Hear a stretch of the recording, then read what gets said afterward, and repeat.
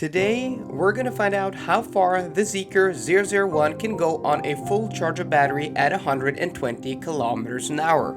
This being the Polestar 4's twin cousin, you'd expect it to perform close or even identical, but will it? And how does the drive compare to the Polestar 4? Well, stay tuned because in this video, we'll find out. I'm back in Norway after more than a week of intensive testing of the EX90, Polestar 3, Polestar 4, Audi Q6 e-tron, and I even drove the Zeekr 7X in Spain to do warm weather testing, and it was a success, though very busy. 11 videos filmed in 7 days, which is completely bonkers insane. But a huge thanks to all of you for your support and donations and contributions to the trip. It wouldn't be possible without you. So thank you very much, guys, for all the support. And without you, I wouldn't be able to make those videos in Spain. But I'm back in Norway now. It's currently April 10th and it's 6 degrees Celsius. Though we have pretty decent weather and it is dry, it is so cold. Before I went to Spain, people were like in the comment section, like, why don't you wait like a few weeks? And this was like 3 weeks ago. We're gonna have summer weather in Norway, it's gonna be warm. Yes, I think like 1 or 2 days when we were actually in Spain, it was like 16 or 17 degrees Celsius in Oslo, but north of Oslo, it's always a little bit colder here in close to Hamar in Innlandet fylke. But now, and the days prior to those days of nice weather, it's been cold, 6 degrees Celsius. I think in Spain, like most of the days, we had between 22 and 26 degrees Celsius and nice weather. Like one day we had a little bit of rain while filming and it was like 17, 18 degrees Celsius. So that is the reason I did that.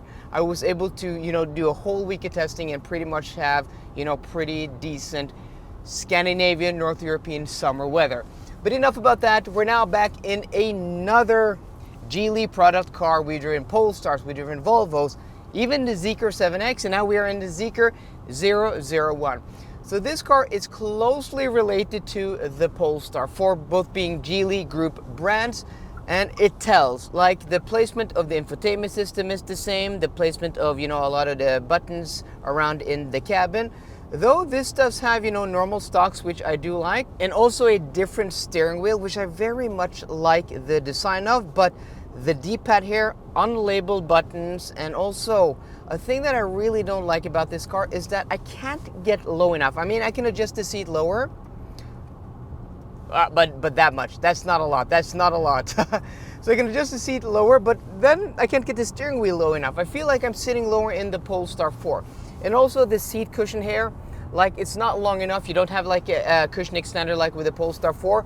So I have about 6 fingers, from where the seat stops until, my under thigh, where I would like a little bit more support.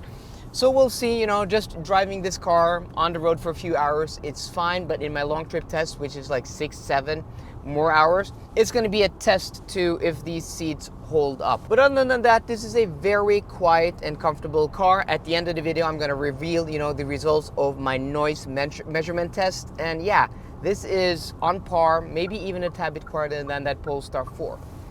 So, a nice car. Also, exterior styling is a bit different to the Polestar 4. This being, more of a hatchback, station wagon. I really like, the practicality of this compared to the Polestar 4. So it's going to be interesting. I keep mentioning the Polestar 4, and that is because this is, basically the same car underneath. This having dual electric motors, 544 horsepower, 0 to 100 kilometers an hour in 3.8 seconds, the same as the Polestar 4. And guys, almost like clockwork, as I'm going to bring up my next subject, is the ADAS with this car. You may have seen, from the B cam there, the car actually slowed down, passing a truck. So when I first drove the Polestar 4 after the summer last year, there were a lot of software issues, and this car being based, or that car being based on this car, It was weird because this car's been out for many years, but I'm sad to report that this has actually a lot of the same ADAS, advanced driver assistance systems, adaptive cruise, lane centering, and all of those safety systems issues as with the Polestar 4. So as you saw with, passing that car, there's a little bit of, phantom braking. The car's a little bit uncertain or insecure about trucks in the right lane, so it brake down a little bit. It's not very bad, but I've experienced this car when we're going 120 kilometers an hour, just breaks down a little bit down to like 116, 115, which is annoying and not very confidence inspiring.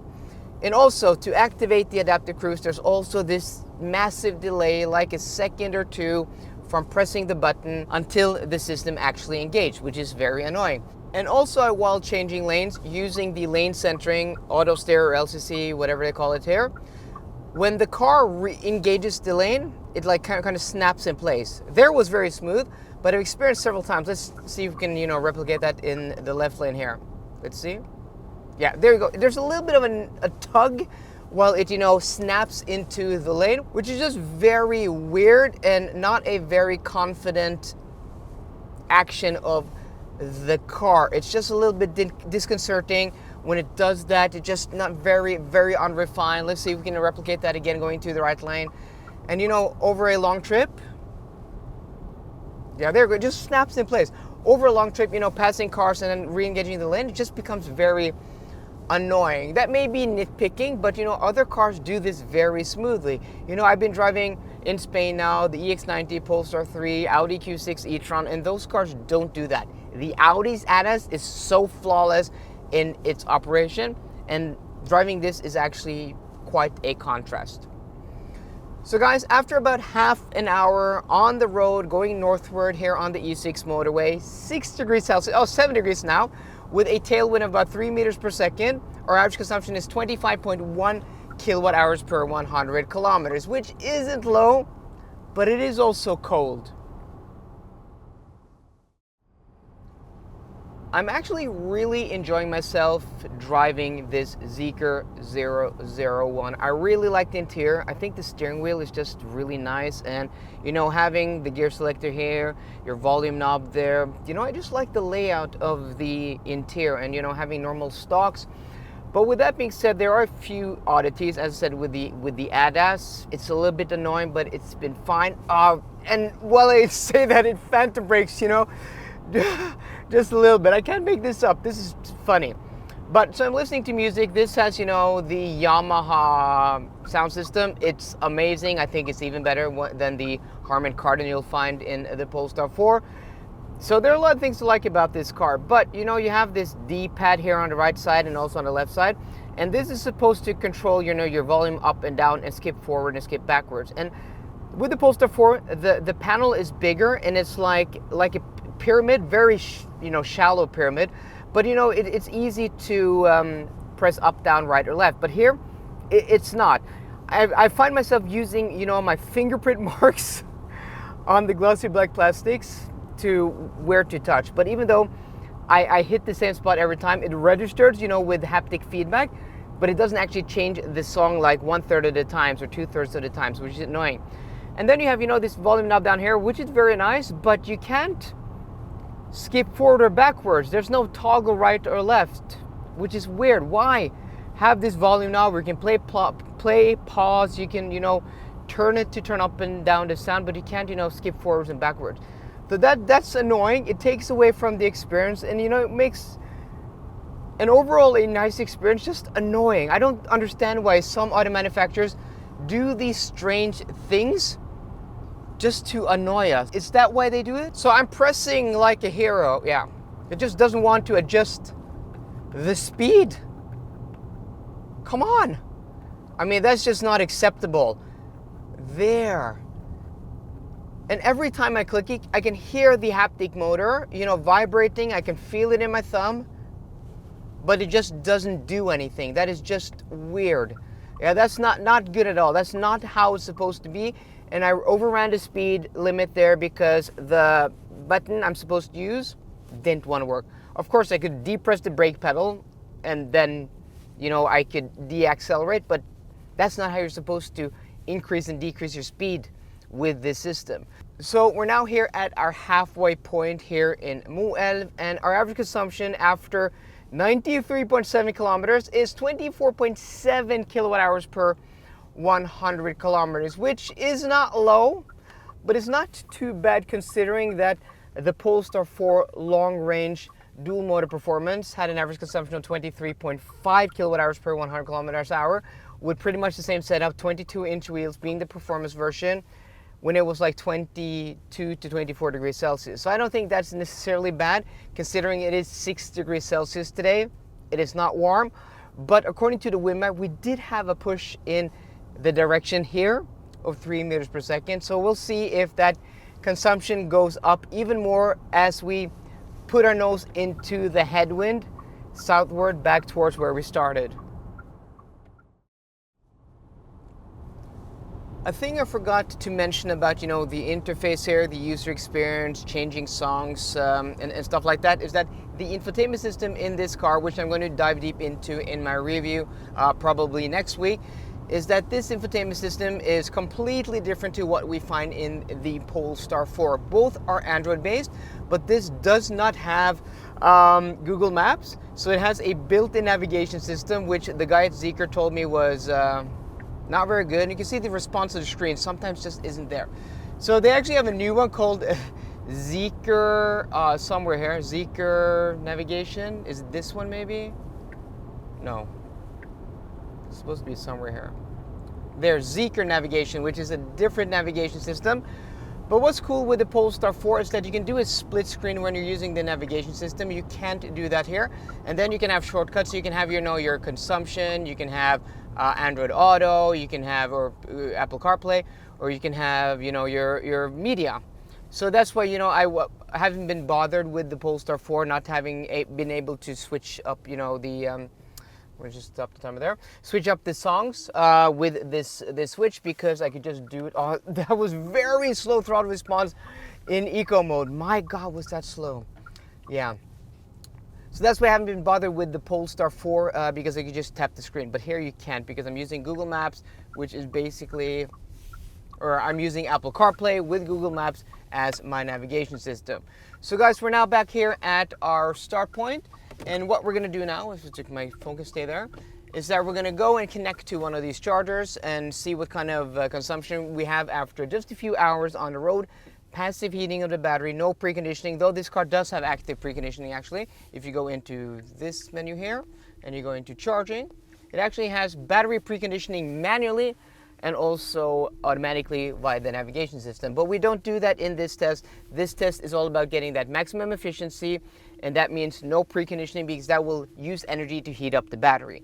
We're going to use that and test that in my long trip test, which will probably be the next video. So guys, if you don't want to miss out on that one, subscribe to the channel and hit that notification bell. It really helps me out a lot and really helps, the YouTube algorithm pushing these videos to more people. So thank you very much, guys. So we're now here. We're back here, and I'm going to reveal the consumption in just a second at the end of the video when we do the calculations for range. So the Zeekr 001 has its charge port in the same place as the Polestar 4, of course, because they are based on the same car. And it's also electrically operated. If you just push the flap there, and it will open. And what's cool is that this doesn't have, that cover for the DC port that you have to remove. I don't know why it doesn't have that, but I'm liking that. It's one less thing to press. So we're right here with 31% state to charge. This should have a peak charging speed of 200 kilowatts, but it's been cold and we're only at 31% state of charge. And I think, this car would get a higher charge speed at a lower percent state of charge. But it's going to be interesting to see between 6 and 8 degrees Celsius today. Yeah, it's really cold, especially after having been in Spain with a lot warmer temperatures. I am freezing. So maybe we're gonna hop in and wait for the car to do the thing, do the handshake and connect. And this car actually has a really cool charge screen here where it shows a lot of information. I really like this.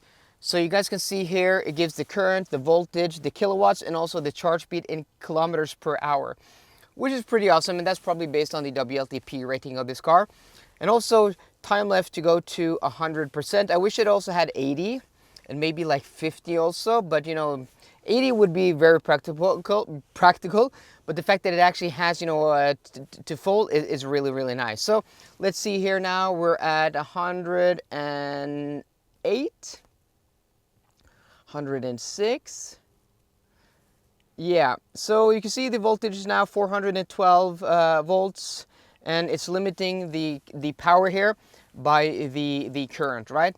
So if you do, you know, 500 amps times 400 volts, that's going to give you 200 kilowatts of peak charge speed. We're now at 38% stated charge, and at 38% stated charge, the charge speed jumped up to like 145 kilowatts. So I actually think that is actually pretty decent considering we haven't preconditioned the battery and considering it's been cold outside. So that is what you can expect if you forget to precondition the battery manually, or if you don't navigate to a charger and you're like, oh, I got a charge, and you connect to a charger when it's 6 to 8 degrees Celsius outside, getting 145 kilowatts. That is actually pretty good, so I'm not going to complain there. So before we take a look at the results of the range test, let's take a look at my measurements of road noise. So at 80 kilometers an hour, we did 2 measurements for an average of 63.5 decibels. At 100 kilometers an hour, we did 2 measurements for an average of 65.5 decibels. And at 120 kilometers an hour, we did 3 measurements for an average of 67.5 decibels. And all of these measurements are done over at least 2 minutes at a time. We do the measurements on the same road with every car, and I have proper equipment. I have a microphone that's calibrated. I have software on my computer, and you know, you guys have seen the graph. So it's not one of these, you know, cheap decibel meters that, you know, jumps up and down. You have to read out in real time, because those are so inaccurate, and channels that use that at best are misleading, at worst completely inaccurate. So we do proper measurements here, just so you know. Now let's take a look at the results. So if we take the usable battery capacity of this car, 94 kilowatt hours, we divide it by the consumption, 26.2 kilowatt hours per 100 kilometers, and then we subtract 3% for heat and discharging losses, that gives this car a theoretical range under today's conditions of 348 kilometers, which I think is completely fine. I mean, it's not particularly good or particularly bad, but if we take a look at the Polestar 4 long-range dual motor I tested last year, colder temperatures at 5 degrees Celsius but dry conditions, but that car was on 20-inch wheels. That car had an average consumption of 24.4 kilowatt hours per 100 kilometers, and when we do the calculations, that car manages 373 kilometers of range, which is about 8% more than this, which is a considerable amount. But we have to remember that that car was on 20-inch wheels, but it was a little bit warmer that day. So I think that wheel size may offset, you know, the difference in temperature completely. I don't know. So I think in the real world, the Polestar 4 will get more range. And that was a non-performance, but this is also a non-performance version. So I think this car on 20-inch wheels would probably do a little bit better, but I think it's testament to the Polestar 4 probably, you know, benefiting from that coupe type of body style, which they like to market it as. So yeah. So guys, let me know in the comment section down below, are you disappointed of the results we got today with this Zeekr 001? I'm a little bit disappointed. I thought it would be a lot closer to the Polestar 4. So guys, I hope you enjoyed today's video. If you did, please drop me a thumbs up down below. And for more car content, as always, please subscribe. See you guys later. Goodbye.